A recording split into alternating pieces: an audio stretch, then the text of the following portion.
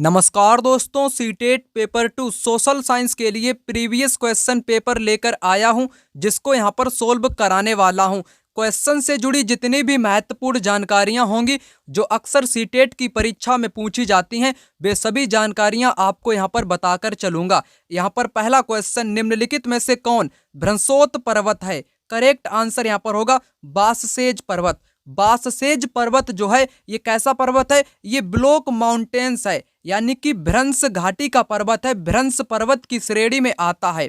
अगर आपसे पूछ लिया जाए हिमालय कैसा पर्वत है, यूराल कैसा पर्वत है और अल्पेशियन, ये तीनों किस प्रकार के पर्वत हैं? ये तीनों पर्वत बलित प्रकार की श्रेणी में आते हैं। बलित पर्वत की श्रेणी में आते हैं हिमालय पर्वत, यूराल पर्वत और अल्पेशियन पर्वत।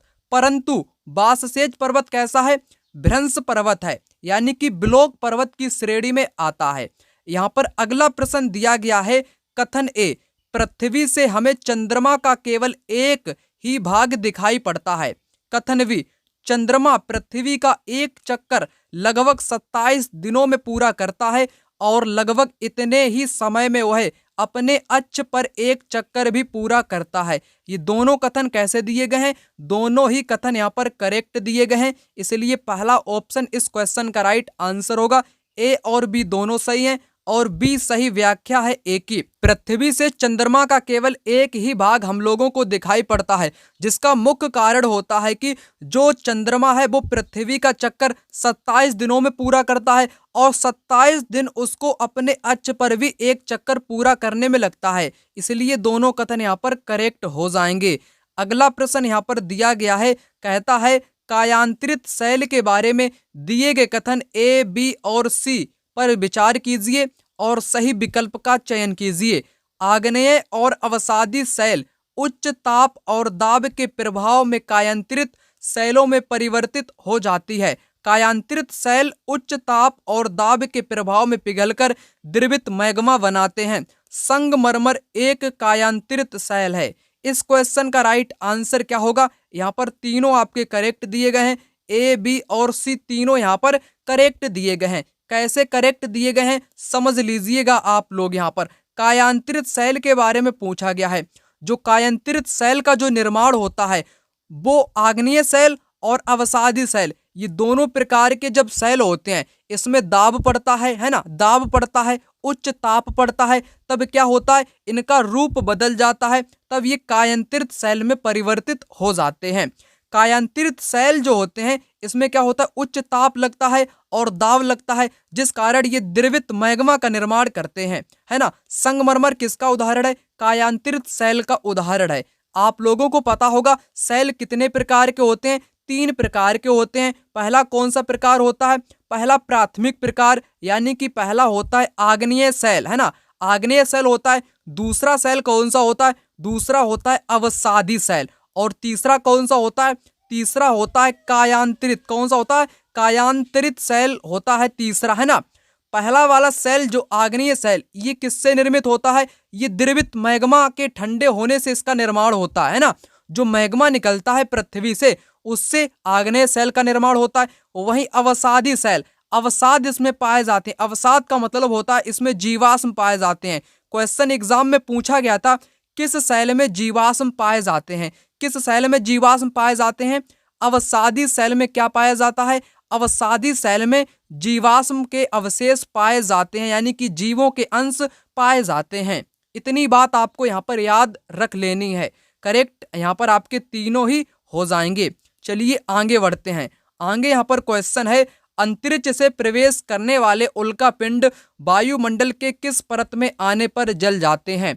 करेक्ट आंसर यहाँ पर होगा मध्यमंडल। मेसोस्फीयर जो है ना, ये एक वायुमंडल की ऐसी लेयर है जिसमें किसी भी प्रकार का कोई भी उल्का पिंड आ जाए तो वो तुरंत ही जल जाता है, यानी कि जलने लगता है, ठीक है ना, मध्यमंडल में। वहीं अगर मैं बात करूं समताप मंडल की, समताप मंडल हवाई जहाज उड़ाने के लिए आदर्श माना गया है, क्योंकि इसमें मौसम की कोई घटना नहीं होती है, बिल्कुल स्वच्छ वातावरण होता है, इसलिए हवाई जहाज उड़ाने के लिए आदर्श स्थिति मानी जाती है। वहीं जो बाह्य मंडल है इसको आयन मंडल के नाम से जानते हैं। किस मंडल से? आयन मंडल के नाम से जानते हैं या ताप मंडल के नाम से भी जानते हैं। इसमें क्या होता है, रेडियो वाली जो तरंगे होती हैं वही परावर्तित यहीं पर होती हैं, किस मंडल में, बाह्य मंडल में होती हैं। जो अंतिम परत होती है उसको बोलते हैं बहिर्मंडल। बहिर्मंडल में क्या होता है, यहाँ पर तमाम प्रकार की गैसें पाई जाती हैं। यहाँ पर क्या होता है, गैसें तमाम प्रकार की पाई जाती हैं पतली अवस्था में। करेक्ट आंसर यहाँ पर मध्य मंडल हो जाएगा। चलिए आगे बढ़ते हैं। आगे यहाँ पर क्वेश्चन है 35, ऋतु प्रवास जुड़ा हुआ है। यहाँ पर करेक्ट आंसर क्या होगा, लोगों के आवागमन से, है ना, मूवमेंट ऑफ पीपल, यानी कि लोगों के एक जगह से दूसरी जगह पर जाना, वो भी ऋतुओं के अनुसार, वो कहलाता है ऋतु प्रवास। आगे यहाँ पर क्वेश्चन है 36 नंबर का, स्थायी पवनों के संबंध में कथन ए और बी पर विचार कीजिए और सही विकल्प का चयन कीजिए। ये पवनें वर्ष भर लगातार निश्चित दिशा में चलती रहती हैं। पश्चिमी एवं पूर्वी पवनें इनके उदाहरण हैं। दोनों कथन आपको बताने हैं। दोनों कथन यहाँ पर करेक्ट दिए गए हैं। कैसे करेक्ट दिए गए हैं, यहाँ पर आपको स्थायी पवनों से पूछा है। किन पवनों से पूछा है, स्थायी पवनों से यहाँ पर आपसे पूछा है। परमानेंट विंड से आपसे यहाँ पर पूछा है। तो ये जो पवनें होती हैं ये पूरे वर्ष एक निश्चित ही दिशा में बहती रहती हैं। जैसे इनके उदाहरण की मैं बात करूं, पश्चिमी एवं पूर्वी, ये किनके उदाहरण हैं, ये उदाहरण है स्थायी पवनों के उदाहरण हैं, इसलिए दोनों यहाँ पर करेक्ट दिए गए हैं। आगे क्वेश्चन है यहाँ पर, ब्राजील के कंपोस और वेनेजुला के लानोस किसके उदाहरण हैं, यहाँ पर आपको बताना है। इस क्वेश्चन का आंसर क्या होगा, यहाँ पर होगा उष्ण कटिबंधीय घास के स्थल के। उष्ण कटिबंधीय घास के स्थल के उदाहरण हैं ब्राजील का कंपोस हो गया, वेनेजुला के लानोस हो गए। ये उष्ण कटिबंधीय घास के मैदान के नाम बताए गए हैं। क्वेश्चन नंबर 38, जलवायु के संबंध में कथन ए और बी पर विचार कीजिए और सही विकल्प का चयन कीजिए। किसके बारे में बताना है आपको, जलवायु के बारे में बताना है, क्लाइमेट के बारे में आपको बताना है। जलवायु वायुमंडल में दिन प्रतिदिन होने वाला परिवर्तन है। बिल्कुल गलत कहा गया है, ठीक है ना। जो जलवायु परिवर्तन होता है ये कब होता है, ये 10 वर्षों में हो सकता है या 20 वर्षों में हो सकता है, यानी कि मौसम के दशाओं का योग किसी 10 वर्ष का हो या 20 वर्ष का हो, उसको कहते हैं जलवायु परिवर्तन, है ना कि ये दिन प्रतिदिन होने वाला परिवर्तन है। ये बात यहाँ पर गलत कही गई है। दिन प्रतिदिन जो परिवर्तन होते हैं, दिन प्रतिदिन जो परिवर्तन होते हैं उसको क्या बोलते हैं, उसको बोलते हैं मौसम। मौसम किसको कहते हैं, जो दिन प्रतिदिन बदलते रहते हैं उनको मौसम कहते हैं। जलवायु 10 वर्षों या 20 वर्षों में बदलने वाली होती है, इसलिए आपका पहला कथन यहाँ पर गलत दिया गया है। किसी स्थान की जलवायु सिर्फ उसकी ऊंचाई तथा उच्चावच पर निर्भर करती है, ये भी गलत है। यहाँ पर एक शब्द दिया गया सिर्फ के कारण गलत है। ऊंचाई भी निर्भर करती है, उच्चावच भी निर्भर करती है ना, और तमाम प्रकार के कारक हैं उन पर भी निर्भर करती है। ये दोनों आपके कैसे दिए गए, गलत दिए गए हैं, इसलिए 4 विकल्प इस क्वेश्चन का राइट आंसर यहाँ पर हो जाएगा। आगे यहाँ पर क्वेश्चन है, दिए गए लक्षणों ए और बी के आधार पर ऊर्जा स्रोत की पहचान करें।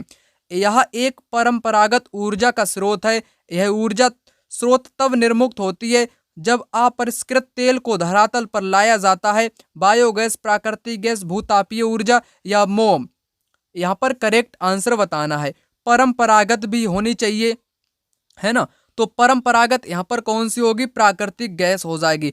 परंपरागत का मतलब होता है एक बार खत्म कर लो, उसको दोबारा आप यूज में नहीं ला पाओगे, है ना, एक बार प्रयोग करने के बाद दोबारा यूज नहीं कर सकते हो, वही है प्राकृतिक गैस, ठीक है ना। प्राकृतिक गैस यहाँ पर करेक्ट आंसर इस क्वेश्चन का हो जाएगा। चलिए आगे बढ़ते हैं। आगे यहाँ पर क्वेश्चन है 40, भारत का शोध संस्थान मैत्री कहाँ अवस्थित है। मैत्री है ये अंटार्कटिका में, है ना, कहाँ पर है, अंटार्कटिका।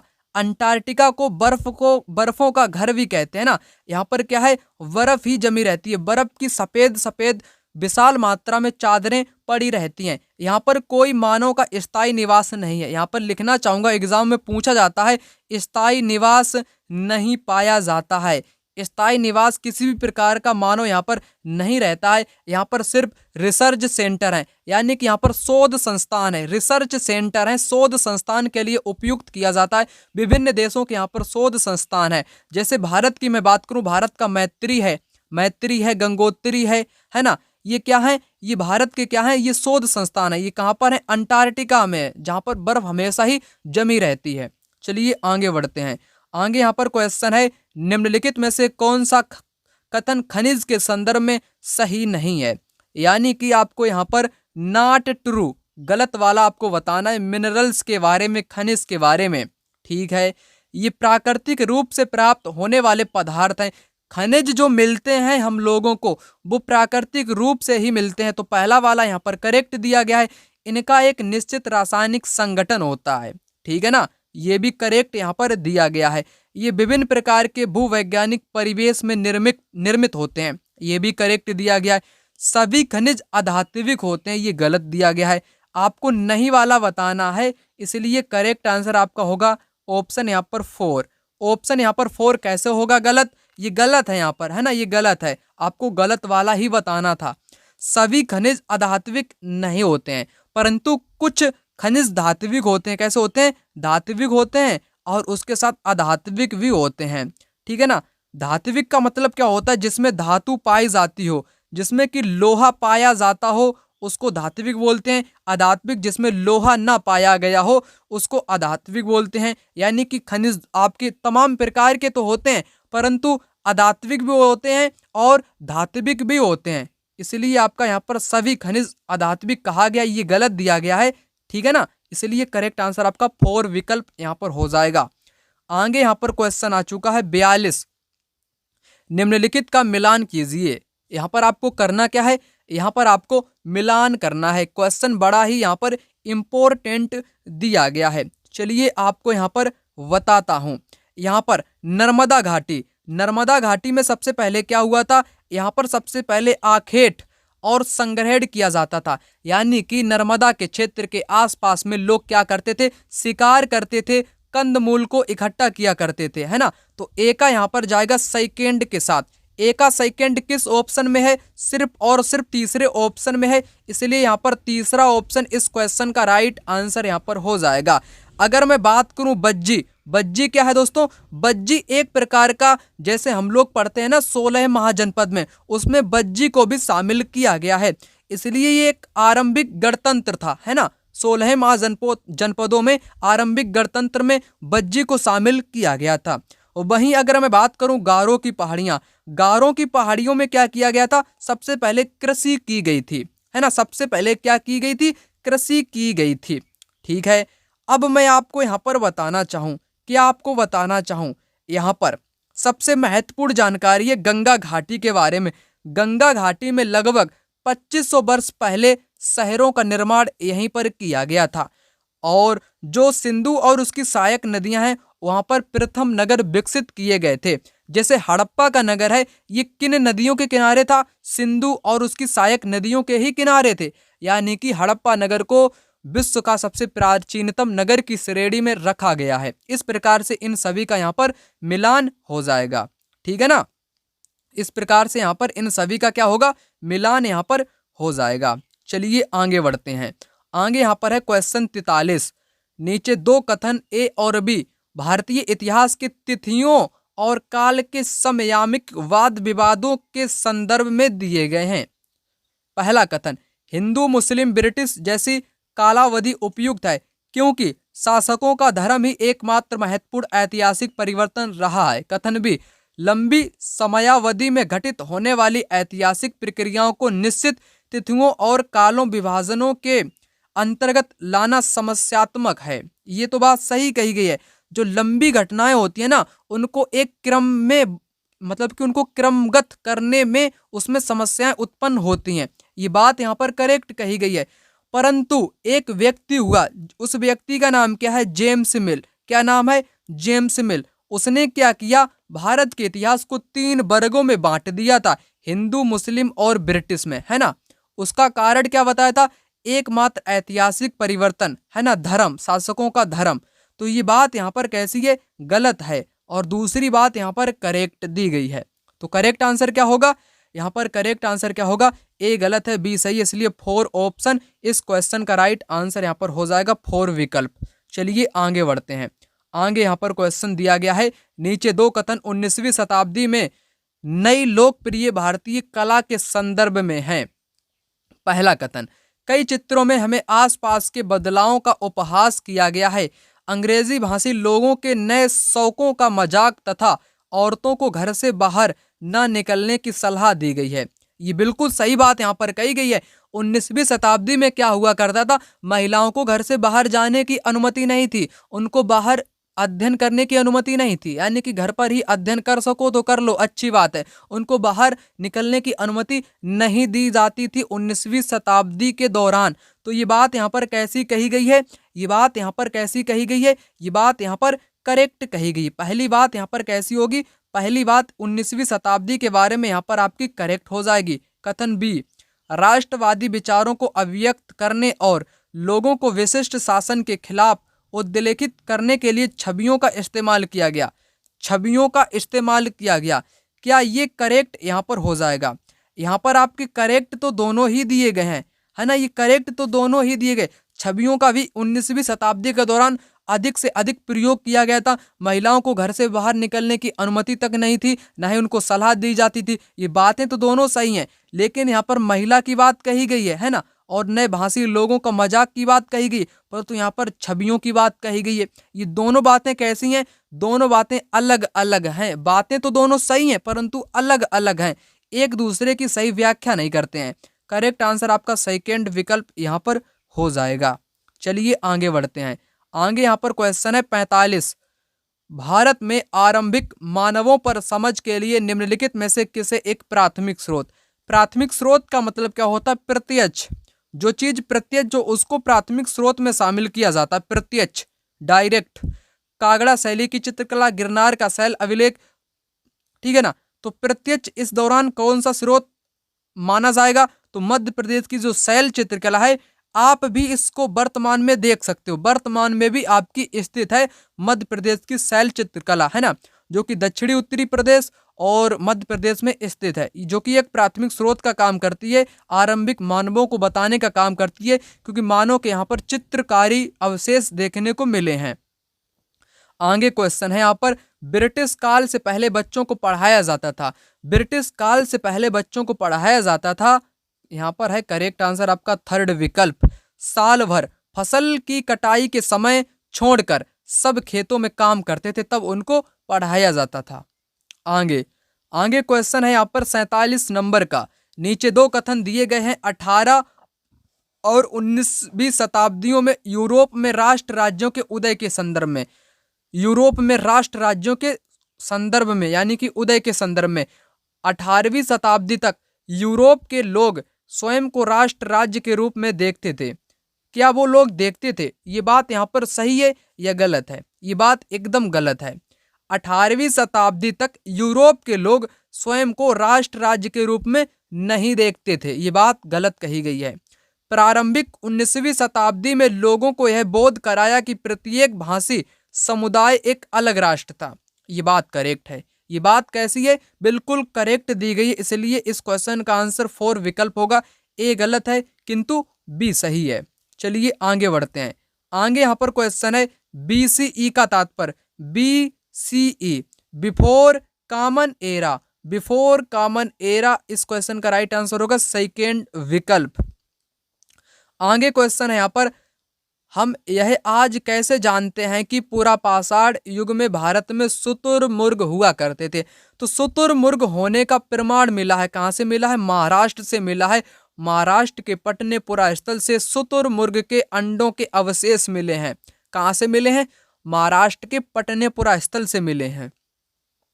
आगे क्वेश्चन है यहाँ पर, हड़प्पा सभ्यता का पतन कैसे हुआ? हड़प्पा सभ्यता को जो पतन बताया गया है इतिहासकारों के द्वारा, उसमें कई प्रकार के मतभेद भी शामिल किए गए हैं। ऐसा लगता है कि शासकों का नियंत्रण समाप्त हो गया, ये बिल्कुल यहाँ पर करेक्ट आपका हो जाएगा, है ना, बिल्कुल करेक्ट आपका यहाँ पर हो जाएगा। जंगलों का विनाश हो गया हो, ये भी बताया गया है इतिहासकारों के द्वारा। सभ्यता के पूरे क्षेत्र में बाढ़ आ गई हो, संभवतः नदियां सूख गई हों, जो बाढ़ आ गई हो। ये आपको इतिहासकार इसको मानने से इनकार करते हैं कि सभ्यता के पूरे क्षेत्र में बाढ़ आ गई हो, संभवतः ऐसा नहीं हो सकता है ना। संभवतः नदियां सूख गई हों, ये तो बात शामिल कही गई है यानी करी गई है, और ये सभ्यता के पूरे क्षेत्र में बाढ़ आ गई है कई इतिहासकारों का मानना नहीं है। इसलिए सी को आप लोग छोड़ो, सी जिनमें है उसको सबसे पहले यहाँ से आप लोग हटा दो। बचेगा आपका सेकेंड विकल्प, जो कि यहाँ पर करेक्ट आंसर आपका हो जाएगा, है ना। करेक्ट आंसर हो जाएगा ए बी डी। चलिए आगे बढ़ते हैं। आगे यहाँ पर क्वेश्चन है 51 नंबर का, महायान बौद्ध धर्म के अंतर्गत क्या हुआ था। बहुत महत्वपूर्ण क्वेश्चन है।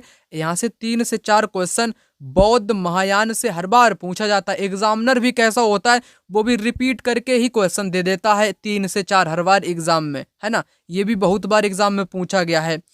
तो क्या हुआ था, महायान बौद्ध धर्म के आने से मूर्तियों में बुद्ध की उपस्थिति सिर्फ कुछ संकेतकों के माध्यम से दर्शाई जाती थी।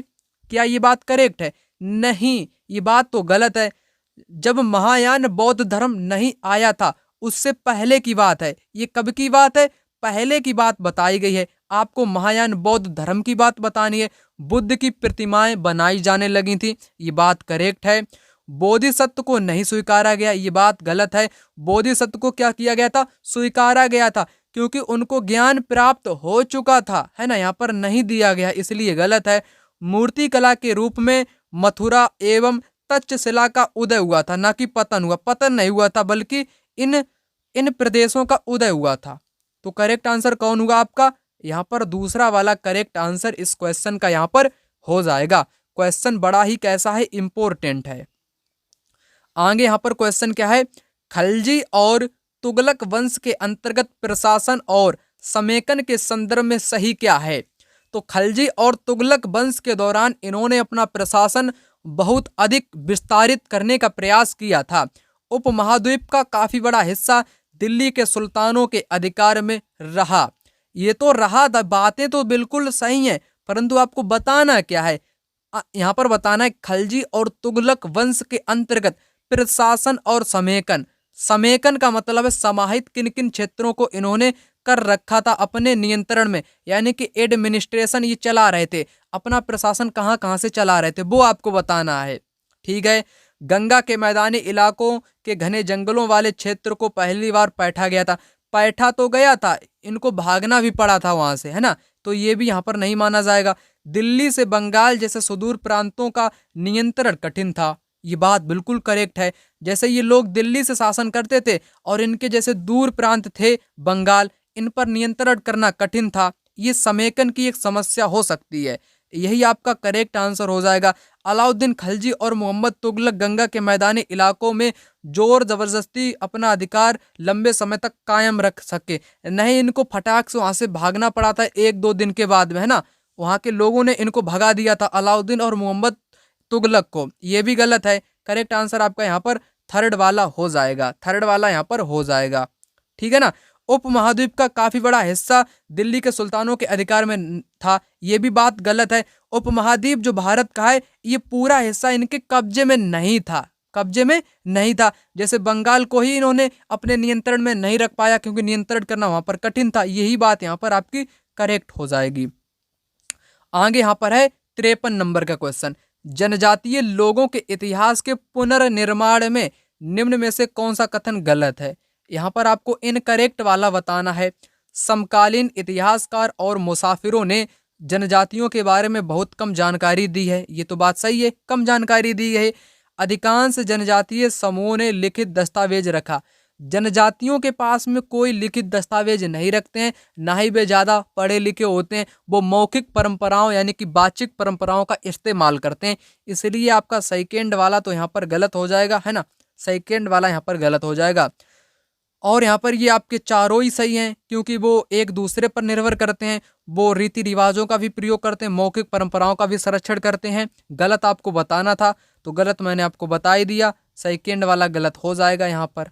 चलिए आगे बढ़ते हैं। आगे यहाँ पर क्वेश्चन आ चुका है। यहाँ पर कहता है 1857 के विद्रोह के बाद अंग्रेजों ने किस प्रकार भारत पर अपने नियंत्रण को समेकित किया। ईस्ट इंडिया कंपनी के सारे अधिकार ब्रिटिश साम्राज्य के हाथ में सौंप कर ताकि भारतीय मामलों को ज़्यादा बेहतर ढंग से संभाला जा सके। अवध, बिहार, मध्य भारत और दक्षिण भारत से ज़्यादा सिपाही भर्ती किए गए। भूमिहीनों तथा किसानों की रक्षा के लिए नीतियां बनाकर तुष्टीकरण तथा संपत्ति अधिकारों की सुरक्षा करके। करेक्ट आंसर आपको यहाँ पर बताना है। चलिए आपको यहाँ पर बताता हूँ। पहला वाला यहाँ पर करेक्ट आंसर दिया गया है। 1857 के विद्रोह जब समाप्त हो गया था, उसके बाद में ईस्ट इंडिया कंपनी के सारे अधिकार ब्रिटिश साम्राज्य के हाथ में सौंप दिए गए थे ताकि भारतीय मामलों को ज़्यादा बेहतर ढंग से संभाला जा सके, है ना। ये वाली बात यहाँ पर करेक्ट दी गई है। पहला विकल्प करेक्ट आंसर हो जाएगा। और यहाँ पर दोस्तों भारत में सिपाही भर्ती कहाँ से किए गए थे? पंजाब वाले क्षेत्र से किए गए थे कुछ, है ना। इसलिए आपका ये भी गलत यहाँ पर दिया गया है। करेक्ट पहला वाला दिया गया है यहाँ पर।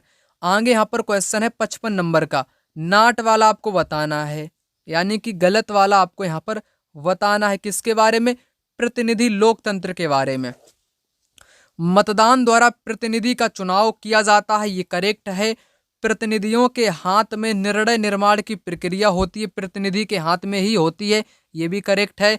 जनता की निर्णय निर्माण की प्रक्रिया में प्रत्यक्ष सहभागिता होती है, नहीं, ये direct participation of people in the decision making, ये बात यहाँ पर गलत कही गई है। जनता को मतदान का अधिकार भी है, करेक्ट है। नहीं वाला आपको बताना है, नोट वाला, तो गलत आपको चुन लेना है। गलत यहाँ पर है थर्ड वाला, तो थर्ड वाला यहाँ पर करेक्ट आंसर आपका हो जाएगा।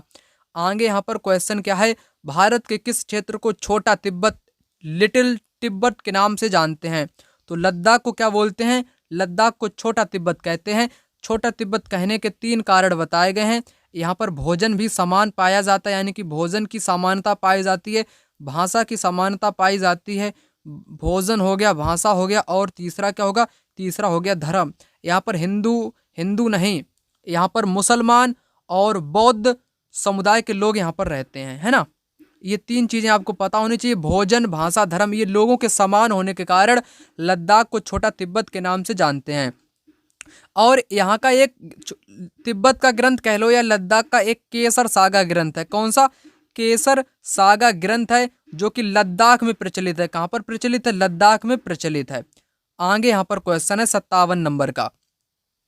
भारत में अपील प्रणाली या पौनर्वादिक प्रणाली किसे कहते हैं? ये किसको कहते हैं? यहाँ पर आपका आंसर होगा निचली न्यायालय के आदेश के खिलाफ उच्च न्यायालय में अपील का प्रावधान होता है। यानी कि व्यक्ति निचली अदालत से संतुष्ट नहीं है तो वो ऊंची अदालत में, यानी कि सर्वोच्च न्यायालय में भी जा सकता है। चलिए आगे बढ़ते हैं। क्वेश्चन नंबर 58, निम्नलिखित में से कौन सा प्रायद्वीपीय पठार का लक्षण नहीं है? आपको यहाँ पर गलत कथन की पहचान करनी है, जबकि 3 कथन यहाँ पर आपको सही मिलेंगे। चलिए सोल्व करते हैं। यह उत्तरी मैदानों के दक्षिण में स्थित है। जो प्रायद्वीपीय पठार है ये कहाँ पर स्थित है? ये उत्तरी मैदानों के दक्षिण में स्थित है, ये बात करेक्ट कही गई है।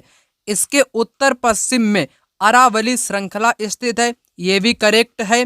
यहाँ कोयला एवं लौह अयस्क जैसे खनिजों की प्रचुरता है, ये भी करेक्ट होगा। यहाँ पर इस पठार पर पश्चिम की ओर बहने वाली महानदी और कृष्णा नदियां मौजूद हैं, ये गलत है। क्यों गलत है? समझ लो आप। सबसे पहले इस पठार पर जो पश्चिम की ओर बहने वाली नदियां हैं उनमें नर्मदा शामिल है, नर्मदा शामिल है और तापी नदियां शामिल हैं। ये 2 प्रकार की नदियां मुख्य तौर पर शामिल की गई हैं, ना कि महानदी और कृष्णा को। इसलिए यहाँ पर आपका 4 वाला सही आंसर हो जाएगा, यानी कि गलत आपको बताना है, नहीं वाला बताना है। इसलिए 4 विकल्प इस क्वेश्चन का राइट आंसर यहाँ पर हो जाएगा। चलिए आगे बढ़ते हैं। आगे यहाँ पर है 59 नंबर का क्वेश्चन। निम्नलिखित में से कौन सा कथन अफ्रीका के बारे में सही है? अफ्रीका कैसा महाद्वीप है? अफ्रीका एक ऐसा महाद्वीप है, कैसा महाद्वीप है, जहां से कर्क रेखा, विषुवत रेखा तथा मकर, ये तीनों रेखाएं गुजरती हैं, है ना। Tropic of cancer, equator of and tropic of capricorn, ये तीनों आपके यहीं से गुजरते हैं, अफ्रीका महाद्वीप से। ये बात आपको पता होनी चाहिए। क्वेश्चन नंबर 60, भारत के दक्षिणी भागों में विशेषकर तमिलनाडु और आंध्र प्रदेश में शरद ऋतु में वर्षा होती है, क्योंकि पवन स्थल भागों से लौटकर बंगाल की खाड़ी की ओर बहती है। पहला वाला करेक्ट आंसर हो जाएगा।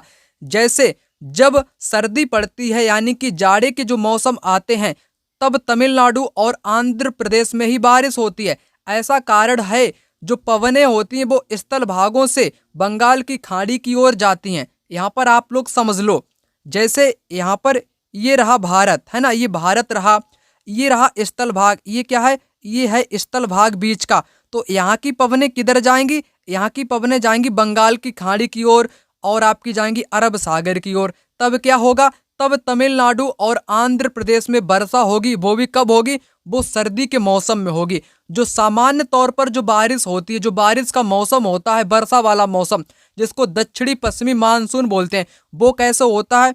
जैसे भारत की मैं बात करूं, है ना, भारत में ये जो पवनें हैं, पवनें समुद्र से जाती हैं, यानी कि पवनें भारत में प्रवेश करती हैं। कैसे प्रवेश करती हैं, समुद्र से करती हैं, बंगाल की खाड़ी से करती हैं, अरब सागर से करती हैं। तब कैसा मौसम आता है, तब बारिश वाला सामान्य तौर पर मौसम आता है, जो हम लोग बारिश का मौसम के नाम से उसको जानते हैं। परंतु तमिलनाडु में एक विशेष ही मौसम रहता है, वो भी सर्दियों में रहता है। सर्दियों में बारिश होती है। क्यों होती है, क्योंकि पवनें जो होती हैं वो बंगाल की खाड़ी की ओर जाती हैं। जो पवनें होती हैं वो किधर जाती हैं, बंगाल की खाड़ी की ओर जाती हैं, है ना। तो आपने यहाँ पर समझ लिया होगा। चलिए आगे बढ़ते हैं। आगे यहाँ पर है, जन स्वास्थ्य के क्षेत्र में कोस्टा रिका उपागम किसे कहा गया है। ये कहा गया है स्वास्थ्य और सुरक्षा पर एक समान खर्च करना। क्या इस पर कहा गया, बिल्कुल गलत, इस पर नहीं कहा गया है। ये कहा गया है सैन्य बल ना रखना ताकि जन स्वास्थ्य पर ज्यादा खर्च किया जा सके, है ना। जन स्वास्थ्य का एक क्षेत्र है ना, ये विदेश में क्षेत्र आता है ना, कोस्टा रिका। वहां पर सैनिक लोग नहीं रहते हैं, यानी कि वहां पर सैनिकों को नहीं रखा गया है। सैनिकों का जो खर्चा आता है उस खर्च को कहां पर उपयोग करेंगे, उन खर्च को करेंगे स्वास्थ्य पर खर्च, है ना। सैनिकों को यहाँ पर नहीं रखा जाता है, ठीक है ना। तो करेक्ट आंसर यहाँ पर थर्ड वाला हो जाएगा। अगला प्रश्न, 1997 में भारतीय उच्चतम न्यायालय ने विशाखा निर्देश की रचना महिलाओं को यौन उत्पीड़न से बचाने के लिए की। ये कार्यस्थलों पर बचाने के लिए की थी, है ना। यहाँ पर करेक्ट आंसर होगा एट वर्क प्लेस। चलिए आगे बढ़ते हैं। आगे क्वेश्चन है यहाँ पर, निम्नलिखित में से भारत में एक राज्य के राज्यपाल की नियुक्ति कौन करता है। राज्यपाल की नियुक्ति करता है केंद्र सरकार। कौन, सेंट्रल गवर्नमेंट इसकी नियुक्ति करता है। आगे क्वेश्चन है, निम्नलिखित में से कौन ग्रामीण प्रशासनिक अधिकारी नहीं है। गलत आपको बताना है। पटवारी, जिसको लेखपाल बोलते हैं, ये ग्रामीण प्रशासनिक अधिकारी होता है। करेक्ट होगा। नगर निगम, ये तो नगर का होता है। ये कहाँ का होता है, ये नगर का होता है। आपसे पूछा है गांव यानी कि ग्रामीण का, तो आपका गलत आपका यहाँ पर हो जाएगा। कौन सा गलत हुआ आपका, हुआ यहाँ पर सेकेंड वाला गलत, इसलिए करेक्ट आंसर आपका सेकेंड विकल्प यहाँ पर हो जाएगा। अगला प्रश्न यहाँ पर है, भारतीय उच्चतम न्यायालय द्वारा दिए गए डी.के. बासु निर्देश क्या है। डी.के. बासु जो निर्देश दिए गए हैं, इस निर्देश के अनुसार क्या बताने का प्रयास किया गया है। यहाँ पर गिरफ्तारी, नजरबंदी और पूछताछ के दौरान पुलिस द्वारा पालन की जाने वाली प्रक्रियाओं से जुड़े निर्देश को यहाँ पर लागू किया गया है। चलिए आगे बढ़ते हैं। आगे यहाँ पर क्वेश्चन है 66 नंबर का, वन अधिकार कानून 2006 अपने शीर्षक में कौन सी श्रेणी के अधिकारों को स्वीकारता है। यहाँ पर करेक्ट आंसर क्या होगा, यहाँ पर करेक्ट आंसर होगा अनुसूचित जनजातियों को यहाँ पर स्वीकारता है। अगला प्रश्न यहाँ पर है 67 नंबर का, द्वितीयक स्रोत का उदाहरण है। भारत का संविधान, जनगणना रिपोर्ट 2011, जन्म एवं मृत्यु के पंजीकरण रिकॉर्ड, हमारे अतीत कक्षा 6 के लिए एनसीईआरटी की इतिहास की पाठ्य पुस्तक। द्वितीयक स्रोत और प्राथमिक स्रोत से हर बार एग्जाम में क्वेश्चन आपको देखने को मिलेगा। यहाँ पर आपका कंफ्यूजन दूर करूंगा प्राथमिक के बारे में और द्वितीयक के बारे में। तो यहाँ पर आपको बताना चाहूंगा करेक्ट आंसर यहाँ पर आपका 4 विकल्प हो जाएगा। द्वितीयक क्या होते हैं, जो अप्रत्यक्ष होते हैं, जो प्रत्यक्ष नहीं होते हैं, जो बाद में लिखे जाते हैं, है ना, जो कि किसी भी प्रकार की जो सामग्री है उनको जुटा करके किसी भी प्रकार की रचना करो तो वो द्वितीयक में आती है। जैसे हम लोग एनसीईआरटी की कक्षा 6 की अगर पुस्तक पढ़ेंगे तो वो पुस्तक कोई प्रत्यक्ष थोड़ी ना है, उसमें विभिन्न प्रकार की जानकारियों का संग्रह किया गया है। क्या किया गया है, जानकारी का संग्रह किया गया है। जानकारी का संग्रह किस में आता है, वो आता है द्वितीयक में। क्योंकि यहाँ पर हड़प्पा सभ्यता की बात कही गई है, महाजनपदों की बात बताई गई है, ऋग्वेद की बात बताई गई, जो कि प्रत्यक्ष नहीं है ना, लोगों ने इसको लिखा है जानकारी जुटा करके, तो ये आपका द्वितीयक में आ जाएगा। वहीं भारत का संविधान प्रत्यक्ष रूप से लिखा गया है, जो कि वर्तमान में भी दिल्ली में रखा हुआ है ना। भारत का जो संविधान है वो एक प्राथमिक स्रोत में आएगा। जनगणना रिपोर्ट 2011 ये भी प्रत्यक्ष हुई थी ना, तो ये भी प्राथमिक में आएगा। जन्म मृत्यु के पंजीकरण जो रिकॉर्ड होते हैं वो भी प्राथमिक में आएंगे। द्वितीयक आपका यहाँ पर 4 वाला हो जाएगा करेक्ट आंसर। अगला प्रश्न क्या है, यहाँ पर नीचे 2 कथन दिए गए हैं, चलिए आपको बताना है। परीक्षाएं तंत्र की सुविधा के लिए निर्मित कृत्रिम परिस्थितियां हैं, ना कि व्यक्तिगत शिक्षार्थी के लिए। पहला यहाँ पर ये आपकी लाइन कैसी दी गई, इसको आपको समझना पड़ेगा, है ना। इसको आपको सबसे पहले क्या करना पड़ेगा, समझना पड़ेगा। यहाँ पर कठिन लाइन दे दी गई है, चलिए आपको यहाँ पर समझाता हूँ, ठीक है ना। जो परीक्षाएं हैं वो तंत्र की सुविधा के लिए निर्मित कृत्रिम परिस्थितियां। कृत्रिम का मतलब होता है जो मानव किसी भी चीज को निर्मित करे, जो मानव किसी भी चीज को इजाद करे, उत्पन्न करे, वो होती है कृत्रिम। तो परीक्षाएं मानव ने ही उत्पन्न करी हैं, है ना, ना कि, है ना, ये बात ना कि व्यक्तिगत शिक्षार्थी के लिए। तो ये बात बिल्कुल करेक्ट है। स्मृति परीक्षण से दूर क्षमताओं के परीक्षण पर जोर के रूप में बदलाव सामाजिक विज्ञान की कक्षाओं में तनाव को कम करेगा। करेक्ट है, दोनों आपके यहाँ पर कैसे दिए, करेक्ट दिए गए हैं। आगे यहाँ पर है सामाजिक विज्ञान के अध्यापक अध्यापिका का मुख्य उद्देश्य क्या होना चाहिए।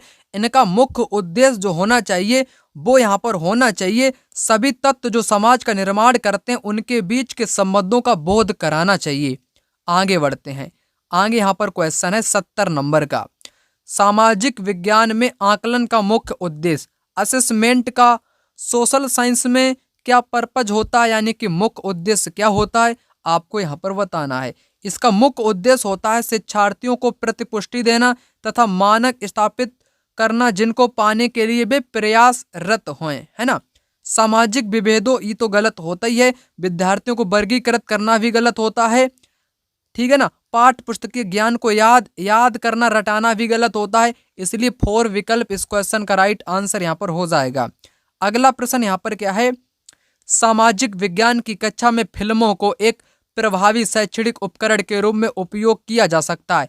क्यों किया जा सकता है, फिल्में कक्षा के भीतर बाहरी दुनिया को ला सकती हैं, बिल्कुल ला सकती हैं। ये बात यहाँ पर कैसी कही गई, बिल्कुल करेक्ट कही गई।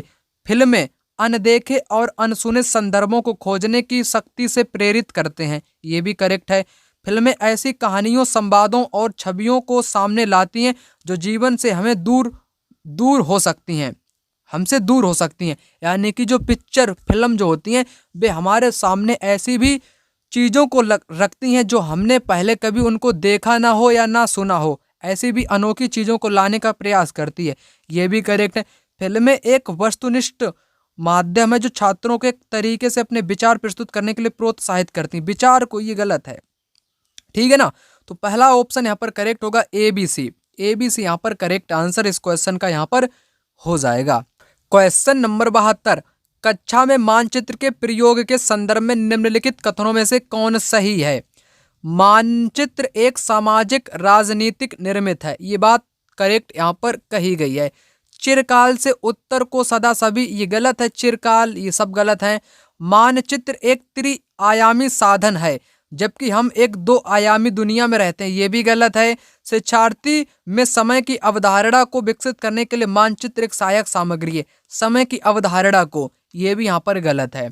करेक्ट आंसर सिर्फ और सिर्फ केवल ए यहाँ पर हो जाएगा। चलिए आगे बढ़ते हैं। 73 नंबर का क्वेश्चन, शिक्षार्थियों के जीवन से अधिगम को जोड़ने के प्रयास में सामाजिक विज्ञान के शिक्षक को चाहिए, सामाजिक विज्ञान के शिक्षक को क्या करना चाहिए। अगर वो कनेक्ट लर्निंग करना चाहता है तो बच्चों के साथ उसको क्या करना चाहिए, यहाँ पर आपको बताना है, यहाँ पर आपको बताना है। विषय वस्तु में विविध सांस्कृतिक दृष्टिकोणों को इरादतन यानी कि जानबूझकर सुस्पष्ट शामिल कर सकते हैं, बिल्कुल। कक्षा में शिक्षार्थियों को उनके निजी एवं पारिवारिक संदर्भ में चिन्हित करें, नहीं, उनको पर्सनल तरीके से चिन्हित नहीं करेंगे जिससे कि बच्चों में भेदभाव उत्पन्न होगा, ये यहाँ पर गलत है। शिक्षार्थियों को अपने उदाहरणों एवं अनुभवों को कक्षा में साझा करने का मौका दें। करेक्ट है, ए और सी यहाँ पर करेक्ट आंसर हो जाएंगे, सेकेंड विकल्प। चलिए आगे बढ़ते हैं। 74 नंबर का क्वेश्चन है यहाँ पर, इतिहास पढ़ाते वक्त वंशावली चार्ट का प्रयोग होता है, क्यों होता है? किसी साम्राज्य या वंश के वर्धन एवं विकास को चित्रित करने के लिए होता है। करेक्ट, करेक्ट यहाँ पर आपका हो जाएगा ए वाला, ठीक है ना। इसमें ए नहीं लगा है तो ये आपके यहाँ पर हट जाएंगे, यानी कि आपके यहाँ से कटेंगे, ये गलत हो जाएंगे।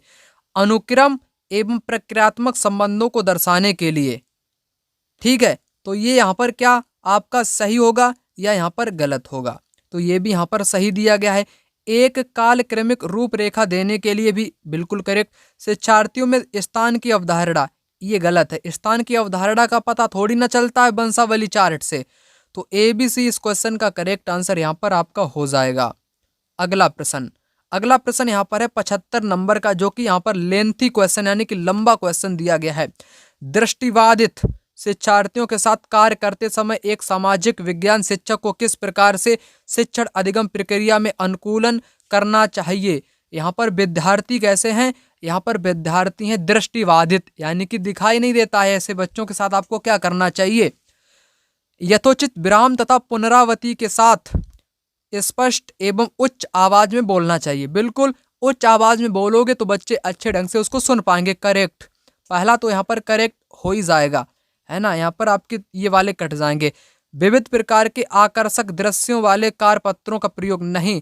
आकर्षक दृश्य बच्चे जब देख ही नहीं पाएंगे तो उनके लिए दृश्य वाले आकर्षक चीजों का कोई भी उपयोग यहाँ पर नहीं होगा, ठीक है ना। बी यहाँ पर आपका गलत हो जाएगा, इसमें भी लगा है कटेगा, बचेगा आपका सेकेंड वाला ACD। इस क्वेश्चन का करेक्ट आंसर यहाँ पर हो जाएगा ACD। अगला प्रश्न यहाँ पर है, सामाजिक विज्ञान शिक्षण में project Vidhi, project method in social science teaching. चलिए बताना है आपको। यह उपयोगितावादी दृष्टिकोण से प्रेरित है। करेक्ट होगा। यह शिक्षार्थियों को खोजी बना देती है। करेक्ट होगा।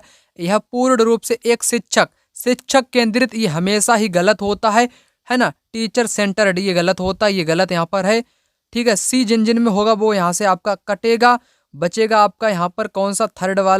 थर्ड वाला यहाँ पर करेक्ट आंसर हो गया। यह स्वनिर्मित क्रियाकलापों द्वारा अधिगम को मानती है, ठीक है।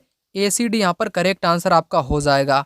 अगला प्रश्न क्या है यहाँ पर 77 नंबर का, अन्वेषण को इच्छुक रचनात्मक दृष्टिकोण से एक सामाजिक विज्ञान की शिक्षिका अपने शिक्षार्थियों को किस रूप में देखेगी?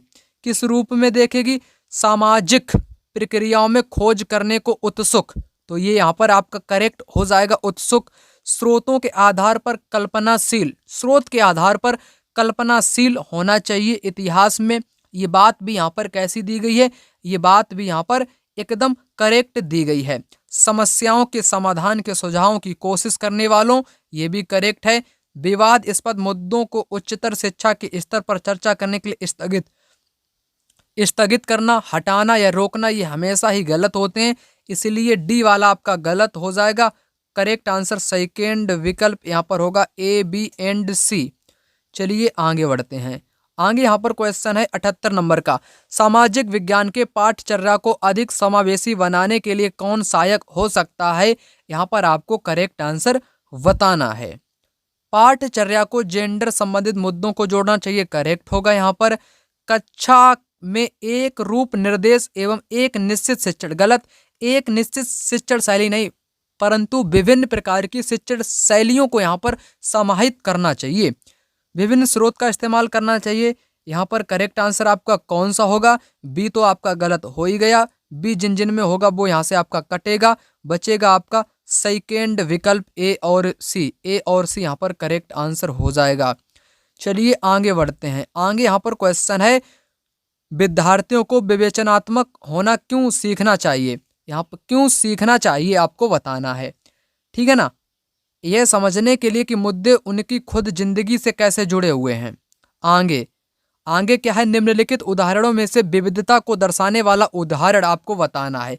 विविधता का मतलब होता है लोगों की भाषाएं अलग अलग हो, भाषाएं अलग अलग हो सकती हैं, बोलचाल की भाषा भी अलग अलग हो सकती है, धर्म भी अलग अलग हो सकते हैं, खाना खाने का तरीका अलग अलग हो सकता है, पहनावे, रीति रिवाज, ये सब कुछ अलग अलग हो सकता है। तो यही क्या कहलाता है, विविधता कहलाती है।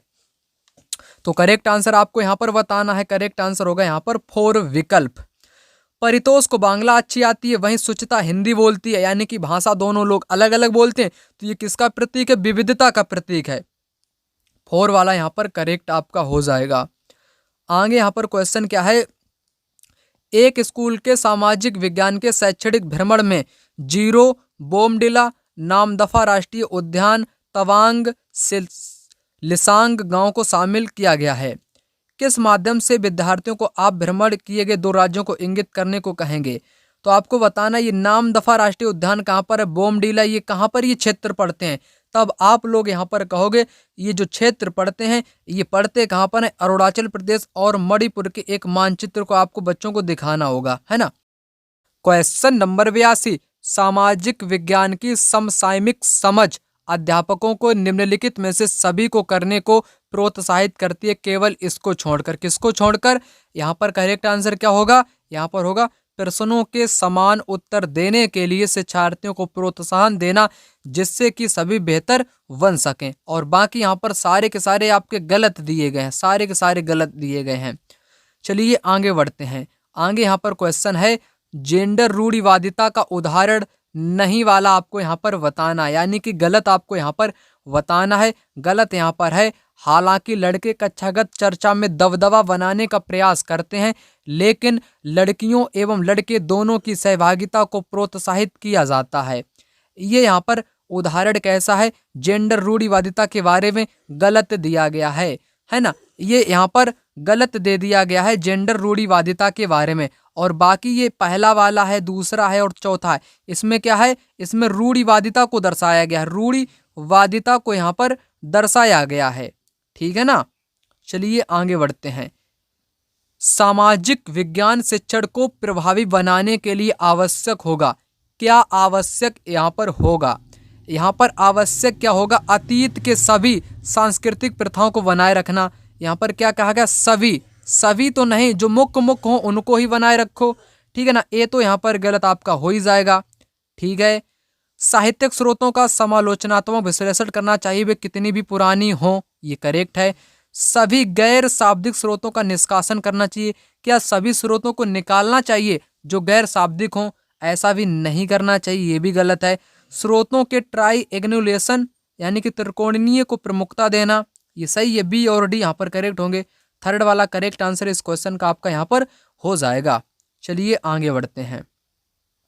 आगे यहाँ पर क्वेश्चन, यहाँ पर बहुत सारे पेडागोजी के क्वेश्चन ये दिए गए हैं ना, पेडागोजी का, ये भी कोई ज़्यादा कठिन नहीं है। यहाँ पर बताना है, सामाजिक न्याय के प्रति संवेदनशीलता को प्रोत्साहित कौन सा यहाँ पर कथन करता है, ठीक है ना। तो यहाँ पर करेक्ट क्या है, यहाँ पर होगा भारतीय सामाजिक परिवेश के ऐतिहासिक संदर्भों को एक गैर बराबर शक्ति समीकरण के रूप में देखकर। आगे क्वेश्चन क्या है, इतिहास शिक्षण शास्त्र प्रयास करेगा कि, क्या प्रयास यहाँ पर करेगा, ये प्रयास करेगा ए और बी और डी को, है ना, डी को प्रयास करेगा। यहाँ पर सी गलत है, क्यों गलत है, इतिहास व्याख्यानों के विभेदों से संलग्न हो, व्याख्यान वाला हमेशा ही गलत होता है, आप लोग जानते हो, व्याख्यान वाला कैसा होता है, गलत होता है, इसलिए सी गलत हो जाएगा। बाकी सभी आपके यहाँ पर करेक्ट हो जाएंगे, ए बी डी इस क्वेश्चन का राइट आंसर यहाँ पर आपका हो जाएगा। आगे क्वेश्चन क्या है, 87 नंबर का है, प्रदूषण रहित हवा का अधिकार भारत के किस मौलिक अधिकार के भाग के रूप में स्वीकारा गया है। ये जीवन के अधिकार के रूप में स्वीकारा गया है अनुच्छेद 21 वाले में, है ना। तो यहाँ पर करेक्ट आंसर आपका जीवन के अधिकार वाला हो जाएगा। नेक्स्ट, भारत का वर्णन करने के लिए विविधता में एकता मुहावरा का निर्माण किसने किया था, चाचा नेहरू ने किया था, जवाहरलाल नेहरू ने किया था। आगे क्वेश्चन क्या है, यहाँ पर लोकसभा में कितने सदस्य मनोनीत होते हैं, ना कि मतदान द्वारा चुने जाते हैं। ये प्रक्रिया अब तो समाप्त कर दी गई, इसलिए इस क्वेश्चन को आप लोग मत करो। यहाँ पर 2006 में नेपाल में सरकार का रूप राजतंत्र से बदलकर लोकतंत्र हो गया था। कैसा लोकतंत्र हो गया था। बस मैंने आपको 90 क्वेश्चन करा दिए छोटी सी वीडियो में। तो वीडियो को शेयर कर दो 5 से 6 दोस्तों के साथ अपने, है ना। और नए हो तो चैनल को सब्सक्राइब कर लेना, कमेंट बॉक्स में कमेंट कर देना। मिलता हूँ दूसरी वीडियो में, तब तक के लिए जय हिंद, वंदे मातरम।